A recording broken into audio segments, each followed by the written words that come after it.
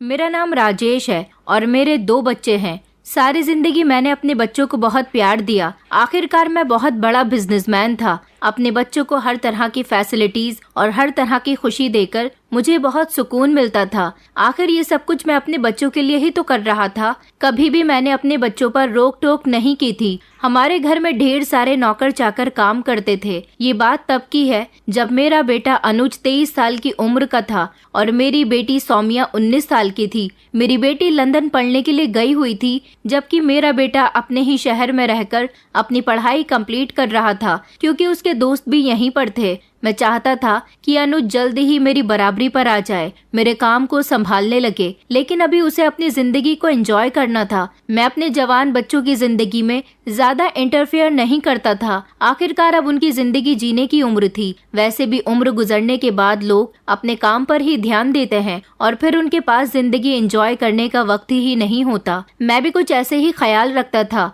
मेरी पत्नी बहुत मॉडर्न ख्याल की थी। वो अपने बच्चों पर कम बल्कि अपनी दोस्तों पर ज्यादा ध्यान देती थी, लेकिन फिर भी मेरे बच्चे अपने पेरेंट्स से बराबर का प्यार करते थे। जिंदगी इसी तरह से बहुत खुशहाल गुजर रही थी। मेरी बेटी की पढ़ाई भी पूरी होने वाली थी और वो कुछ ही दिनों बाद ही इंडिया वापस आ रही थी। लेकिन अनुज अब आगे पढ़ना नहीं चाहता था। वो हमेशा अपने दोस्तों के साथ ही घूमता फिरता रहता था। कभी वो कहीं ट्रिप पर जाता तो कभी कई कई दिन तक अपने दोस्तों के साथ गायब रहता था। मैं उससे ज्यादा पूछताछ नहीं करता था, क्योंकि मैं भी ज्यादातर अपने काम में ही बिजी रहता था। ये काम मेरी पत्नी के थे कि बच्चे क्या करते हैं क्या नहीं करते, उन्हें इन बातों पर ध्यान रखना चाहिए, मगर वो तो हर बात से आजाद थी। हमारे घर में एक बहुत पुरानी नौकरानी कामिनी रहती थी। हम लोग कामिनी पर बहुत भरोसा करते थे, लेकिन अब वो बूढ़ी होने लगी थी। आखिरकार वो बहुत सालों से हमारे घर में काम कर रही थी। उसने हमारा नमक खाया था। वो हमेशा हमारे साथ वफादारी से पेश आती थी। उसकी 3 बेटियां थीं। 2 बेटियों की वो शादी कर चुकी थी। अब उसकी एक ही बेटी रह गई थी। एक बार उसने मुझसे कहा कि मालिक, मेरी बेटी घर में अकेली रहती है। मेरी बूढ़ी हड्डियों में अब इतनी जान नहीं रही कि मैं घर के काम कर सकूं।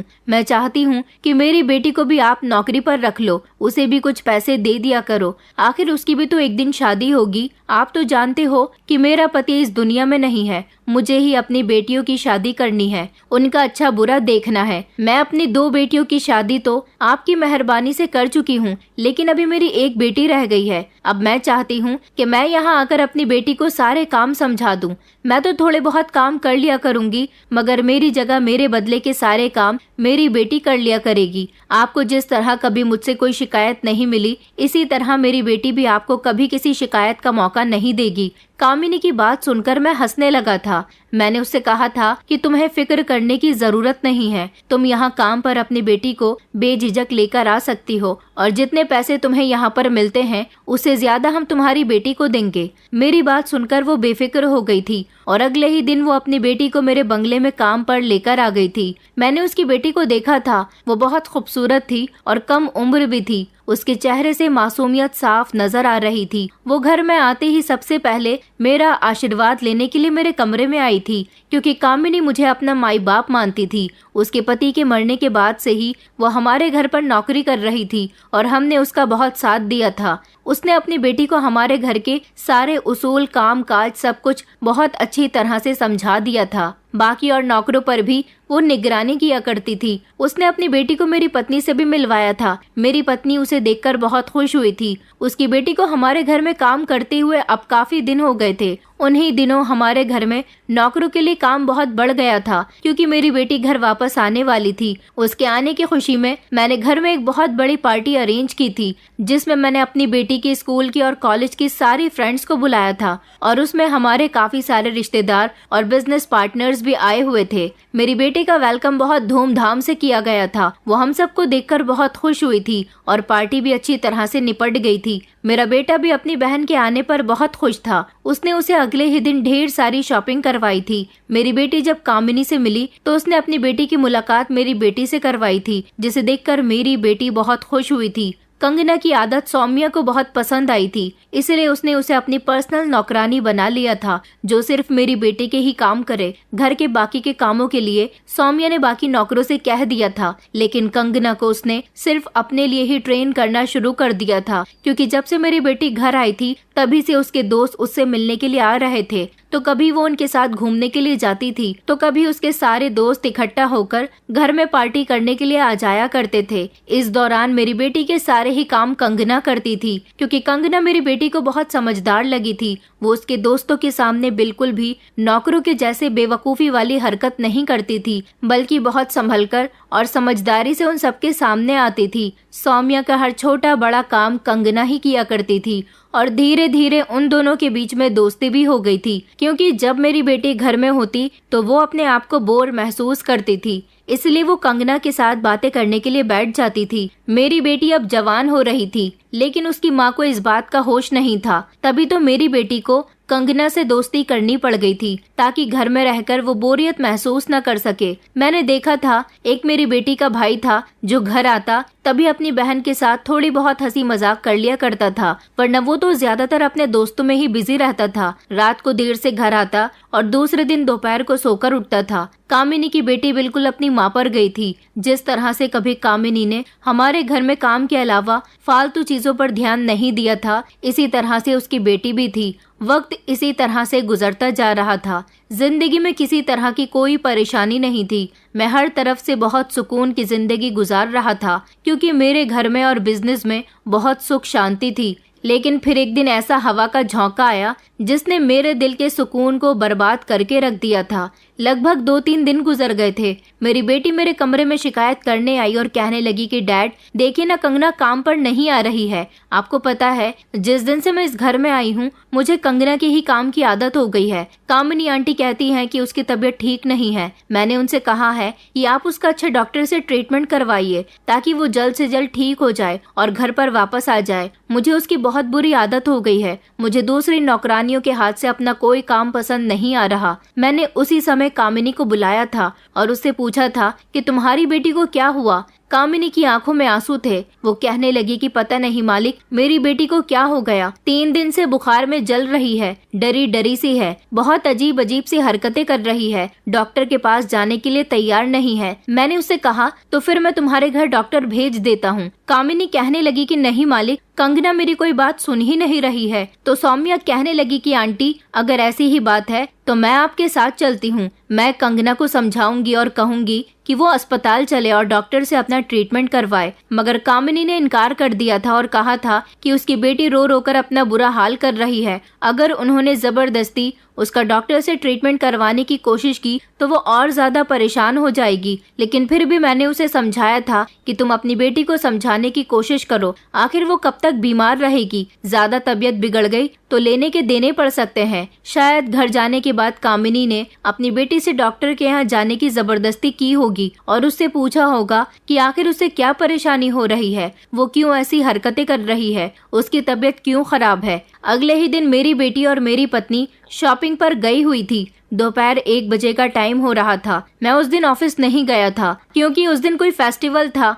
मैंने नौकर श्यामू को बुलाया था और उससे पूछा था कि छोटे साहब क्या कर रहे हैं, वो अभी सोकर उठे या नहीं, क्योंकि जिस दिन मैं घर में होता था उस दिन मुझे अपने बेटे का देर तक सोना बिल्कुल भी पसंद नहीं होता था। इसलिए मैं बार बार नौकरों से उसके बारे में पूछता रहता था। नौकर ने कहा था कि अभी छोटे साहब नहीं उठे हैं। वो इतना कहकर वहाँ से चला गया था। जब कामिनी चिल्ला चिल्लाकर रोते हुए घर के अंदर दाखिल हुई थी, उस समय मैं हॉल में बैठा हुआ था। मेरे पास मेरा लैपटॉप था। मैंने कामिनी को इस तरह रोते हुए देखकर जल्दी से अपना लैपटॉप बंद कर दिया था। वो अपने साथ अपनी बेटी को भी लेकर आई थी। उसकी बेटी की हालत बहुत बुरी हो रही थी। उसे देखकर लग रहा था कि वो न जाने कब से बीमार है। वो बेहद कमजोर हो चुकी थी। इस पूरे 1 हफ्ते वो हमारे घर पर नहीं आई थी। उसे देखकर ऐसा लग रहा था जैसे मैंने उसे बहुत समय के बाद देखा है, क्योंकि उसके चेहरे का रंग भी काला पड़ चुका था। न जाने वो कौन सा सदमा अपने दिल से लगाए बैठी थी। मैंने कामिनी से कहा कि क्या हुआ कामिनी, क्यों रो रही हो।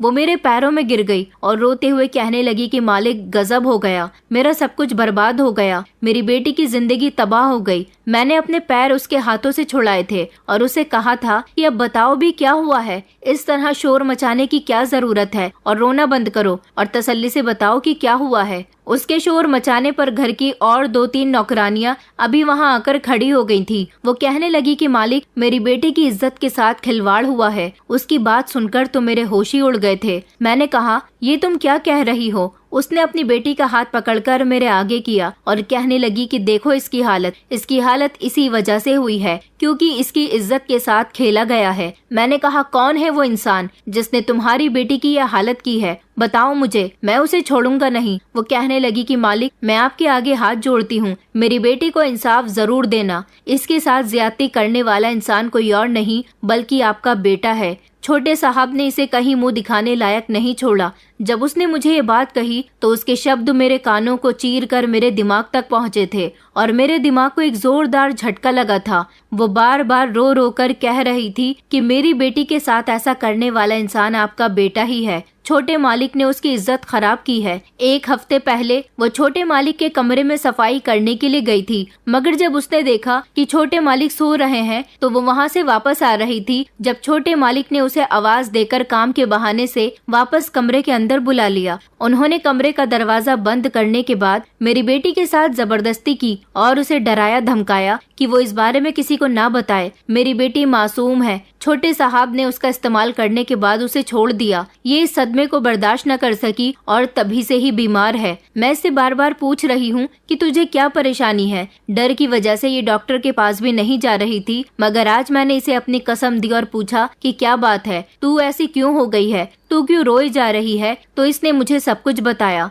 मैंने तभी चिल्लाकर कहा कि ऐसा नहीं हो सकता, तुम्हारी बेटी झूठ भी तो बोल सकती है, मेरा बेटा ऐसा नहीं है, ये मेरे बेटे पर इल्जाम लगा रही है और तुमने इसकी बात का यकीन कर लिया। कंगना ने मेरे आगे हाथ जोड़े और कहने लगी कि नहीं मालिक, मैं इल्जाम नहीं लगा रही, छोटे साहब ने सच में मेरे साथ जबरदस्ती की है। मैंने कहा कि नहीं नहीं, ऐसा हो ही नहीं सकता, मेरा बेटा तो ज्यादातर घर में रहता ही नहीं है। वो कहने लगी कि मालिक, इसने मुझे बताया है कि काफी दिनों से छोटे साहब की इस पर गंदी नजर थी, मगर ये उनकी गंदी नजर को समझ नहीं पाई थी। उसे तो लगता था कि छोटे साहब बहुत भले इंसान है, मगर छोटे साहब उसके साथ ये सब करेंगे, इस बात का इसे अंदाजा नहीं था। उस समय मुझे अपने कानों पर विश्वास नहीं हो रहा था। मैंने नजर घुमाकर देखा तो नौकरानियां अभी भी खड़ी हुई हमारी बातें सुन रही थी। जब मैंने उन्हें गुस्से से डांट दिया और वहां से जाने के लिए कहा, मैंने कहा, कामिनी, तुम मेरे बेटे को बदनाम कर रही हो। वो कहने लगी कि मालिक, हम गरीबों के पास सच्चाई दिखाने के सबूत नहीं होते,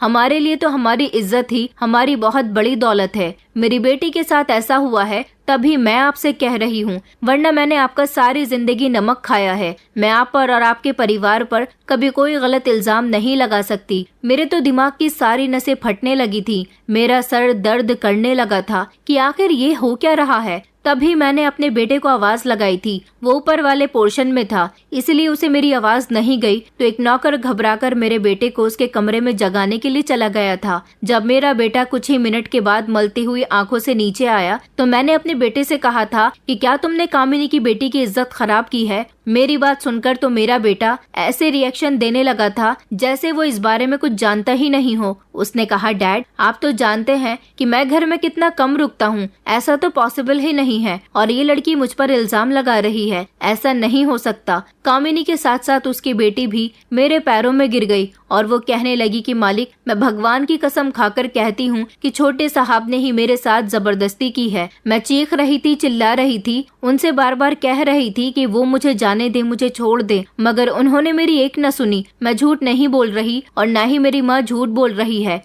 उस लड़की की मासूमियत और उसका एक एक शब्द चीख चीख कर गवाही दे रहा था कि वो सच में झूठ नहीं बोल रही, जबकि मेरे बेटे की नजर में अच्छी तरह से पहचान गया था कि वो मुझसे नजरें चुरा रहा था। इसका मतलब साफ था कि मेरे बेटे ने उसकी बेटी की इज्जत खराब की है। मैं समझ चुका था, क्योंकि मैं कई सालों से कामिनी को जानता था तो अपने बेटे को भी बहुत अच्छी तरह से जानता था। मैं तो इस समय कामिनी से नजरें मिलाने काबिल नहीं रहा था, लेकिन मेरी भी लोगों में रेपुटेशन थी। अपने बेटे की वजह से मैं अपनी इज्जत खराब नहीं करना चाहता था, लेकिन मेरा बेटा बार बार यही कह रहा था कि ये लड़की मुझ पर इल्जाम लगा रही है। ये गरीब लड़कियां होती ही ऐसी हैं, हम अमीर लड़कों को प्यार के जाल में फंसाने की कोशिश करती हैं। उसने कहा कि डैड, ये काफी दिनों से मुझ पर नजर रखे हुए है, मुझे अपने प्यार के जाल में फंसाना चाहती है। मैं जब इसकी बातों में नहीं आया तो इसने मुझ पर ऐसा घिनौना इल्जाम लगा दिया। सबकी बातें सुनने के बाद मैंने कामिनी से कहा था कि अच्छा ठीक है, जो हुआ उसे भूल जाओ, तुम्हें ज्यादा शोर मचाने की जरूरत नहीं है।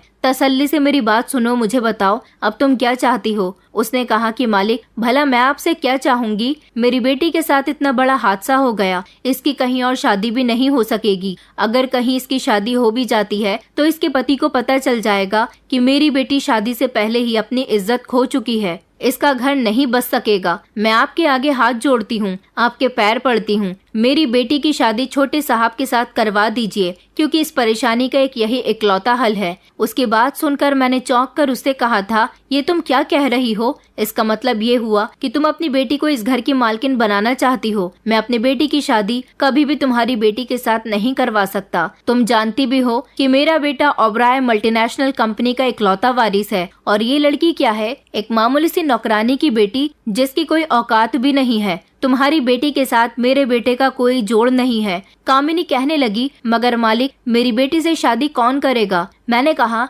मेरे बेटे के साथ तुम्हारी बेटी की शादी नहीं होगी, तुम अपनी बेटी की शादी जहां मर्जी चाहे कर दो। वो कहने लगी, मगर ये तो आपको करना ही होगा, आखिरकार आपके बेटे ने मेरी बेटी की इज्जत खराब की है, मेरी बेटी किसी को मुंह दिखाने लायक नहीं रहेगी। मैंने कहा, अगर मैंने तुम्हारी बेटी को अपने घर की बहू बना लिया तो मैं किसी को मुंह दिखाने लायक नहीं रहूंगा। निकल जाओ अभी और इसी वक्त, इससे पहले कि मैं पुलिस को बुला लूं। मैं तुम्हारी बेटी पर चोरी का इल्जाम लगाकर उसे जेल भेज सकता हूं। मैं कोई गलत कदम ना उठाऊं इससे पहले तुम यहाँ से चली जाओ। मेरी बात सुनकर वो दोनों माँ बेटी फूट फूट कर रोने लगी थी। तभी कंगना ने कामिनी से कहा कि माँ, मैंने तुमसे कहा था ना कि इन अमीर लोगों के सीने में दिल नहीं होता। आप तो कहती थी कि मालिक बहुत अच्छे हैं, हम गरीबों के बारे में बहुत सोचते हैं, मगर यहाँ तो मालिक पहले अपने बेटे के बारे में सोचेंगे। कामिनी दोबारा से मेरे पैर पकड़ने आ रही थी जब मैं पीछे हट गया। उसने अपनी बेटी से कहा कि तुम बिल्कुल ठीक कह रही हो। उसने मेरी तरफ देखकर कहा कि मालिक, मुझे आपसे ऐसी उम्मीद नहीं थी।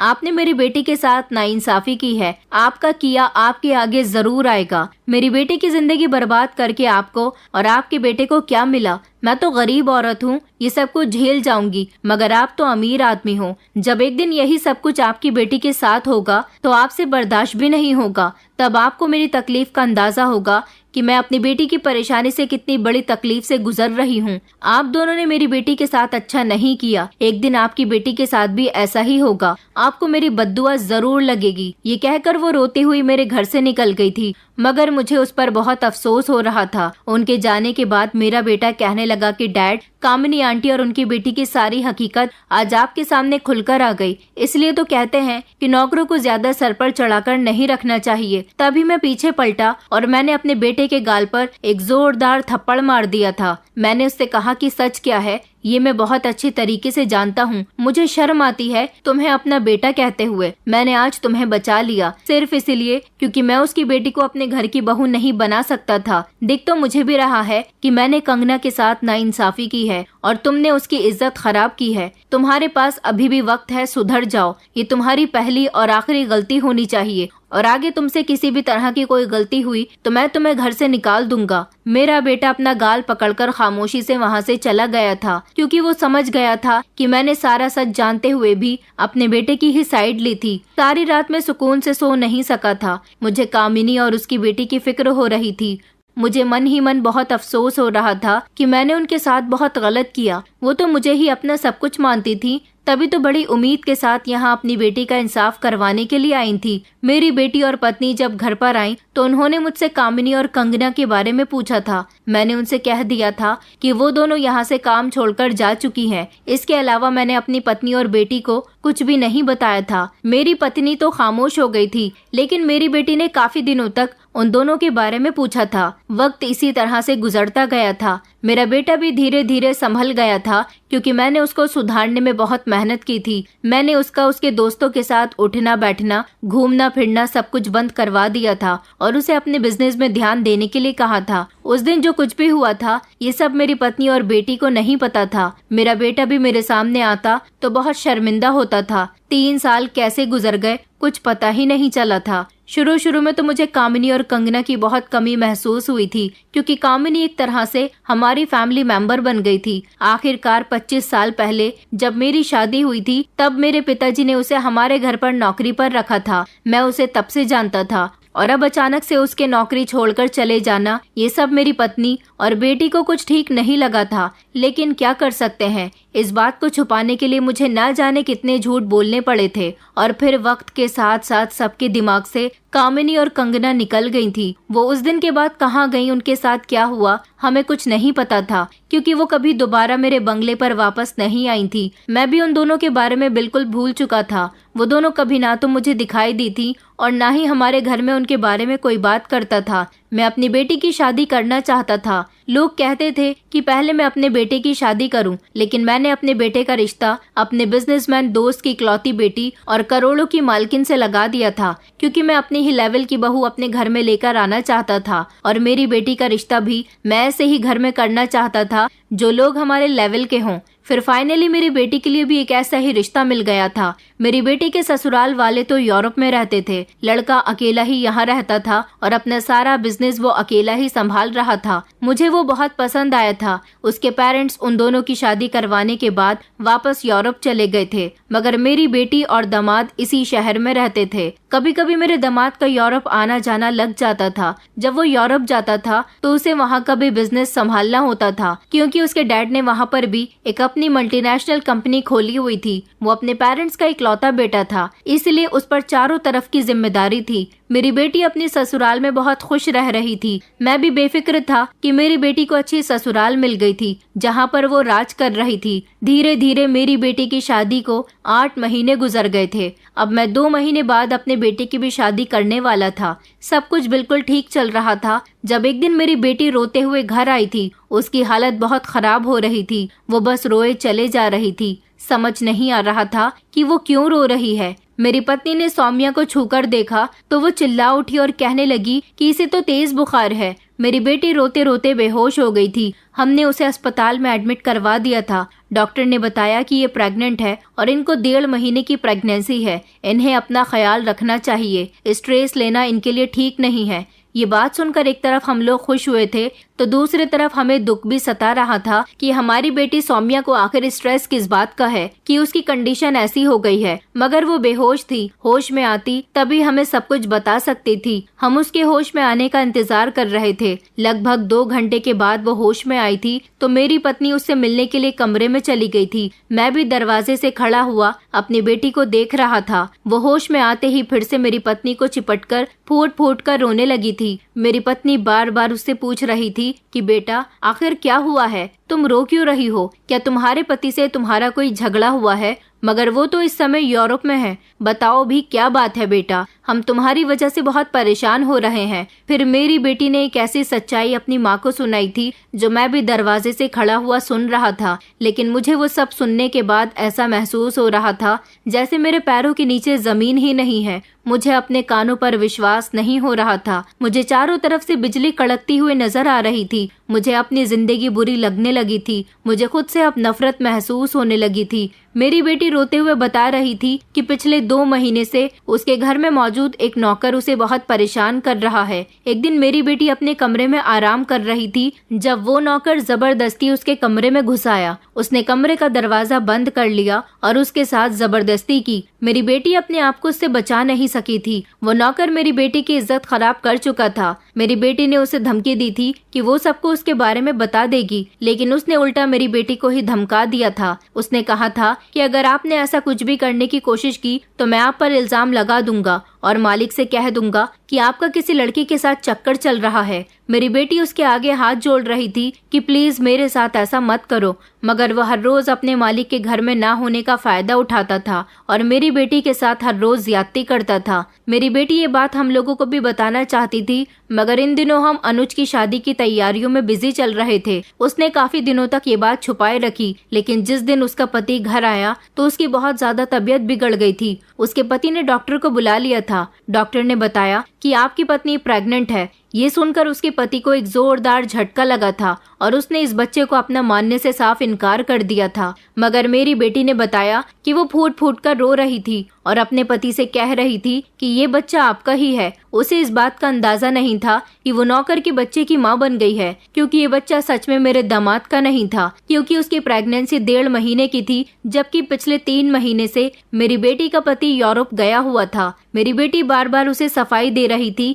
कि ये बच्चा सिर्फ और सिर्फ आपका है, लेकिन मेरा दामाद लगातार यही कह रहा था कि ये बच्चा कहीं से कहीं तक भी मेरा नहीं हो सकता। मैं पिछले 3 महीने से यहाँ पर नहीं हूँ और तुम्हारी प्रेगनेंसी 1.5 महीने की है। इस बीच 1.5 महीने में तुम किसके साथ रंगरलियां मनाती रही हो, ये तो तुम ही जानती हो। मैंने तो कभी तुम पर शक भी नहीं किया। मुझे क्या पता था कि तुम मेरी पीठ पीछे मुझे धोखा दे रही हो। अपने पति की सारी बात सुनने और समझने के बाद मेरी बेटी को याद आया था कि इस बच्चे का असल बाप कौन है। मेरी बेटी ने अपने पति को सब कुछ बता दिया था, मगर उसके पति ने उसकी किसी भी बात पर यकीन नहीं किया था। उसने कहा था कि अब अपनी सच्चाई को छुपाने के लिए तुम सारा इल्जाम घर के नौकर पर लगा रही हो। ये नौकर हमारे घर पर पुराना नौकर है, हम इस पर बहुत भरोसा करते हैं, भला वो तुम्हारे साथ ऐसा कभी नहीं कर सकता। मेरी बेटी जोर जोर से रो रही थी। वो चीख चीख कर कह रही थी कि उसके साथ ये सब कुछ नौकर ने ही किया है। जब नौकर भी वहाँ आ गया था और मेरे दामाद ने नौकर से सवाल किया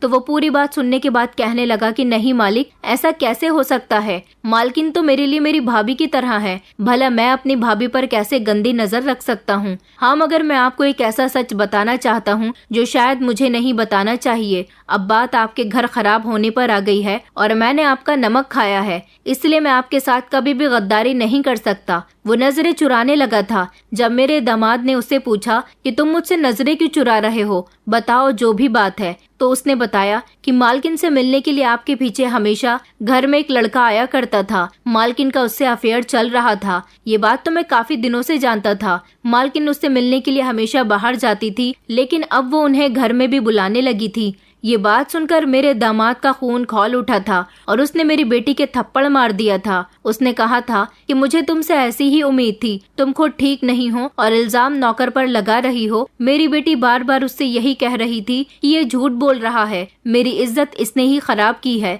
मैं सच कह रही हूँ। मगर उसका पति उसकी कोई भी बात सुनने के लिए तैयार नहीं था और उसने उसके कैरेक्टर को गलत साबित करके उस अपने नौकर की बातों पर भरोसा करके उसे डिवोर्स दे दी थी और घर से निकाल दिया था। तभी वो रोते हुए हमारे घर वापस आई थी। ये सब अपनी माँ को वो बताकर बहुत जोर जोर से रो रही थी। डॉक्टर ने उसे मना किया था कि वो अपने दिमाग पर ज्यादा जोर न डाले और परेशान न हो, क्योंकि ऐसा करने से उसके बच्चे की सेहत पर फर्क पड़ सकता है। अभी इसकी शुरुआत के दिन थे, इसलिए उसे अपना ख्याल रखने की बहुत जरूरत थी, लेकिन उसका पति उसे डिवोर्स दे चुका था। ये सदमा उससे बर्दाश्त नहीं हो रहा था। कुछ समय के बाद मेरी बेटी की तबीयत कुछ ठीक हुई तो हम उसे घर ले आए थे। घर आने के बाद भी वो बहुत रोई थी। वो मेरे सामने फूट फूट कर रोने लगी थी और कह रही थी कि पापा, आखिर मुझसे ऐसी कौन सी गलती हो गई थी जिसकी सजा मुझे मिली है। जिस तरह मेरी बेटी उस दिन रो रही थी, उसी तरह एक दिन कामिनी और उसकी बेटी भी मेरे पैर पकड़कर रो रही थी। फर्क सिर्फ इतना था कि वो दोनों मुझसे इंसाफ की उम्मीद लगा रही थी, जबकि मेरी बेटी मुझसे सवाल कर रही थी कि आखिर उसे किस जुर्म की सजा दी गई है। इन 3 सालों में मुझे कभी कामिनी और कंगना की याद नहीं आई थी, लेकिन आज अपनी बेटी की ऐसी हालत देखकर मुझे रियलाइज हुआ था कि कुछ समय पहले मैंने उन दोनों के साथ भी बहुत गलत किया था। कामिनी की बेटी भी कुछ इसी तरह की हवस का शिकार हुई थी और ऐसा करने वाला मेरा बेटा था। मेरा बेटा भी आज अपनी बहन की हालत देखकर बहुत शर्मिंदा हो रहा था। मैंने अपनी बेटी को थामा था और उसे कहा था कि गलती तुमसे नहीं, बल्कि गलती मुझसे और तुम्हारे भाई से हुई है। उसने और उसकी मम्मी ने चौंक कर मुझे देखा था, जिसकी सजा मेरी बेटी को दी गई थी, मगर मेरी बेटी की कोई गलती नहीं थी। मैंने 3 साल पहले हुए उस हादसे के बारे में उन दोनों माँ बेटी को बताया तो उन्हें अपने कानों पर विश्वास नहीं हो रहा था। मेरा बेटा ये सब सुनकर नजर झुकाकर खड़ा हो गया था, क्योंकि वो आज अपनी बहन के सामने नजर मिलाने काबिल नहीं रहा था। सौम्या अपने भाई के पास गई और कहने लगी कि भैया,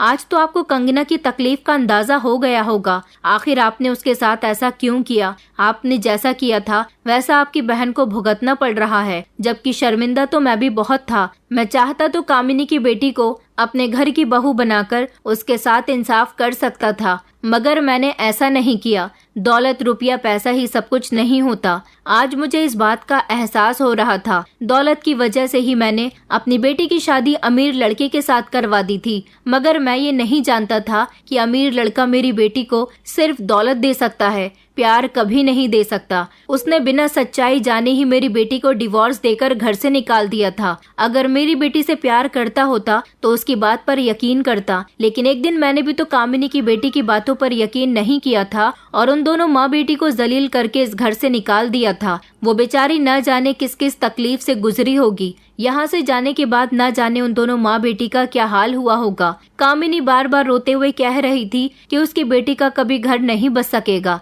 लेकिन वो जाते समय ये भी बद्दुआ देकर गई थी कि एक दिन तुम्हारी भी बेटी के साथ ऐसा ही होगा, और हमारे साथ करनी भरनी हुई थी। मेरी बेटी का घर भी नहीं बस सका। मैं और मेरा बेटा फूट फूट कर रो रहे थे क्योंकि हम सौम्या को तकलीफ में नहीं देख सकते थे। सौम्या बहुत बड़ी मुसीबत में फंस गई थी। ये बच्चा उस नौकर का था, वो उसका नाजायज बच्चा था, इसलिए वो उसे जन्म नहीं देना चाहती थी, लेकिन वो उसके शरीर में पल रहा था। वो कुछ नहीं कर सकती थी। मेरी बेटी ने आत्महत्या करने की भी कोशिश की थी। हमने बड़ी मुश्किल से अपनी बेटी को समझाया था। मेरे दिल को कहीं भी सुकून नहीं मिल रहा था। मैं अपनी गलती का पश्चाताप करना चाहता था। मैंने भगवान से रो रो कर प्रार्थना मांगी थी कि कोई आसान रास्ता निकाल दे ताकि मेरी बेटी की जिंदगी भी आसान हो जाए और मेरे दिल को भी सुकून मिल जाए। मुझे कामिनी और कंगना की बेहद याद आ रही थी। मेरा मन कर रहा था कि वो दोनों मेरे सामने आ जाएं और मैं उनसे माफी मांग लूं। जिस तरह एक दिन वो दोनों मेरे पैरों में गिरकर मुझसे इंसाफ की गुहार लगा रही थी, इसी तरह मैं उन दोनों के पैरों में गिरकर उनसे कहूं कि वो मुझे माफ कर दें, ताकि मेरी बेटी जिस परेशानी से जूझ रही है वो भी उस परेशानी से निकल जाए। मैंने बड़ी मुश्किल से उन दोनों को ढूंढ निकाला था क्योंकि वो अपना पुराना घर छोड़कर कहीं चली गई थी। वहाँ के लोगों ने बताया था कि उन्होंने वो मोहल्ला ही छोड़ दिया था, लेकिन फिर मैंने अपने कुछ आदमियों को उनको ढूंढने के काम पर लगा दिया था और फिर कुछ समय के बाद मैं इस काम में कामयाब रहा था। जब मुझे मेरे आदमियों ने कामिनी के घर का पता बताया तो मैं फौरन ही वहाँ पर चला गया था और वहाँ जाकर मैंने उन दोनों माँ बेटी के पैर पकड़कर उनसे माफी मांगी थी। मैंने देखा था कि उन दोनों की हालत बहुत खराब थी क्योंकि वो बेचारी बड़ी मुश्किल से अपना गुजारा कर रही थी। कामिनी बहुत बीमार थी, मुझे माफ नहीं कर रही थी, मगर उसकी बेटी ने कहा कि माँ, मालिक को माफ कर दो। उनको अपनी गलती का एहसास हो गया क्योंकि मैंने उनको सब कुछ बता दिया था कि तुम्हारे साथ जो हुआ उसकी सजा मेरे पूरे परिवार को मिल गई। उन दोनों माँ बेटी ने मुझे और मेरे बेटे को माफ कर दिया था, लेकिन मैं अपनी गलती का पश्चाताप करना चाहता था, इसलिए उन दोनों का माफ करना ही मेरे लिए काफी नहीं था। मैंने कामिनी से उसकी बेटी का हाथ अपने बेटे के लिए मांग लिया था। मैंने उससे कहा था कि देर से ही सही, मगर मैं तुम्हारी बेटी के साथ इंसाफ करना चाहता हूँ, उसे अपने घर की बहू बनाना चाहता हूँ, क्योंकि कामिनी की बेटी की अभी तक शादी नहीं हुई थी। मेरी बात सुनकर उसने मेरी बात मान ली थी क्योंकि उन दोनों के हालात बहुत ज्यादा खराब थे। कामिनी को इलाज की सख्त जरूरत थी। उन लोगों पर तो खाने के लाले पड़े हुए थे और ऐसे हालात उनके आगे सिर्फ और सिर्फ मेरी और मेरे बेटे की वजह से आए थे। हम ही ने उनको बर्बाद कर दिया था और फिर अब मैं ही उन लोगों की जिंदगी में दोबारा से सुकून और आराम लाना चाहता था। मैंने कामिनी को अस्पताल में भर्ती करवा दिया था और उसके सामने ही अनुज ने कंगना की मांग में सिंदूर भर दिया था, जिस पर कामिनी को बहुत खुशी हुई थी। अब मेरे दिल को भी कुछ सुकून आया था, लेकिन जब मैं अपनी बेटी की तरफ देखता तो बहुत परेशान हो जाता था क्योंकि मेरी बेटी की कंडीशन एक जिंदा लाश की जैसी हो गई थी। उसकी तबीयत ज्यादा खराब रहने की वजह से उसका मिसकैरेज हो गया था। बच्चे से तो मेरी बेटी की जान छूट गई थी क्योंकि वो इस नाजायज बच्चे को जन्म नहीं देना चाहती थी। मैं सौम्या की तरफ से बहुत परेशान था, इसलिए अपना सर पकड़कर अपने ऑफिस के कैबिन में बैठा हुआ था। एक परेशानी तो जैसे तैसे हल हो गई थी, मगर अभी एक और परेशानी थी जिसके बारे में सोच सोचकर मेरा दिमाग खराब हो रहा था। तभी अचानक मेरी नजर अपने ऑफिस के एक एम्प्लॉय शरद पर गई थी। शरद बहुत समझदार और सुलझा हुआ लड़का था। वो गरीब था, 7 बहनों का इकलौता भाई था। बड़ी ईमानदारी के साथ मेरी कंपनी में नौकरी कर रहा था। उसको मेरी कंपनी में नौकरी करते हुए पिछले 5 साल हो गए थे, लेकिन कभी उसने हमारे साथ धोखाधड़ी नहीं की थी। वो हमेशा ईमानदारी और मेहनत से काम किया करता था। मुझे उसका ये अंदाज बहुत पसंद आया था, तभी तो मैं उस पर सबसे ज्यादा विश्वास करता था। ये बेचारा अपनी बहनों की शादी के बोझ तले दबा हुआ था। 7 बहनों का भाई होना कोई आसान बात नहीं थी और तब जब सारी ही बहनें जवान हों। ये सिर्फ अपनी 2 बहनों से बड़ा था, बाकी सारी बहनें इससे उम्र में बड़ी थी। माता पिता थे नहीं, इसलिए उनकी शादी की जिम्मेदारी इसके ही कंधों पर थी। मेरे दिमाग में एक आइडिया घूम रहा था। मैंने शरद को अपने केबिन में बात करने के लिए बुलाया था। मैंने उससे कहा था कि अगर मैं तुम्हारी सारी बहनों की शादी की जिम्मेदारी ले लूं और तुम्हें अपनी कंपनी का मालिक बना दूं, तो क्या तुम इस काम के लिए राजी हो जाओगे? वो मेरी बात सुनकर मेरी बातों पर विश्वास नहीं कर रहा था, क्योंकि अचानक एक ऐसा इंसान जो मिडिल क्लास हो और उसे कोई रातों रात अमीर बनने के सपने दिखाए, तो वो एक ही बार में इस बात पर यकीन कैसे कर सकता है। मगर मैंने सच में ये ऑफर शरद को दिया था, क्योंकि मैं चाहता था कि मेरी बेटी की शादी शरद के साथ हो जाए। उससे बेहतर रिश्ता मुझे अपनी बेटी के लिए कोई मिल ही नहीं सकता था। शरद बहुत अच्छा लड़का था, इसलिए मैंने ये फैसला किया था, क्योंकि इससे पहले जब मैं अपनी बेटी को अमीर लड़की के हाथों में दे चुका था तो उसका अंजाम मैं भुगत चुका था। कंगना तो मेरे घर की बहू बन गई थी, लेकिन मैं अब शरद को अपना दामाद बनाना चाहता था। मैंने शरद को यकीन दिलाने की कोशिश की कि मैं सच कह रहा हूँ, मजाक नहीं कर रहा। मैंने उसे अपनी बेबसी और अपनी बेटी की लाचारी की पूरी कहानी सुना दी थी, जिसको सुनकर वो बहुत अफसोसमंद हो गया था। लेकिन काफी सोच विचार करने के बाद वो मेरी मदद करने के लिए तैयार भी हो गया था। उसने मुझसे वादा किया था कि वो मेरी बेटी को बहुत खुश रखेगा, मगर उसे बदले में मेरी दौलत नहीं चाहिए। बस वो अपनी बहनों की शादी अच्छे लड़कों के साथ करवाना चाहता था। मैंने उसकी बहनों की शादी अमीर परिवारों में अपनी जिम्मेदारी पर अच्छी जगह करवा दी थी। उसकी बहनें ससुराल में बहुत खुश रह रही थी, जबकि उसकी 2 छोटी बहनें अभी पढ़ाई कर रही थी और उनकी पढ़ाई की भी जिम्मेदारी मैंने ले ली थी। मेरी बेटी ने मेरी मर्जी पर अपना सर झुका दिया था। उसने शरद के साथ शादी तो कर ली थी, मगर वो इस रिश्ते से खुश नहीं थी। लेकिन शादी के बाद जब शरद ने उसे बहुत सारी खुशियां दी, तो वो भी बहुत खुश रहने लगी थी। जो खुशी उसे अपने पहले पति से नहीं मिली थी, वो खुशी उसे अब शरद से मिली थी, और इस तरह मेरी बेटी का भी घर बस गया था। मगर मुझे ये बात रियलाइज हो गई थी कि जैसी करनी वैसी भरनी। इंसान जो करता है उसका बदला उसे दुनिया में ही मिलकर रहता है। अपने बेटे को कभी भी गलत काम करने पर बढ़ावा ना दें, बल्कि अपने बेटे को समझाएं और जो गलती आपके बच्चे करते हैं उसे सुधारने की कोशिश करें, क्योंकि अपनी औलाद के ऐब छुपाकर आप अपने बच्चों के लिए मुसीबत मोल ले रहे हैं। ऊपर वाला सब कुछ देख रहा है, वो दुनिया में ही इंसाफ करने वाला है। दोस्तों, उम्मीद करती हूँ आपको हमारी कहानी पसंद आई होगी। कहानी पसंद आई है तो वीडियो को लाइक करें, चैनल पर नए हैं तो चैनल को सब्सक्राइब करें, और हाँ, नोटिफिकेशन बेल को जरूर दबाएं ताकि अगली अपडेट सबसे पहले आपको मिले।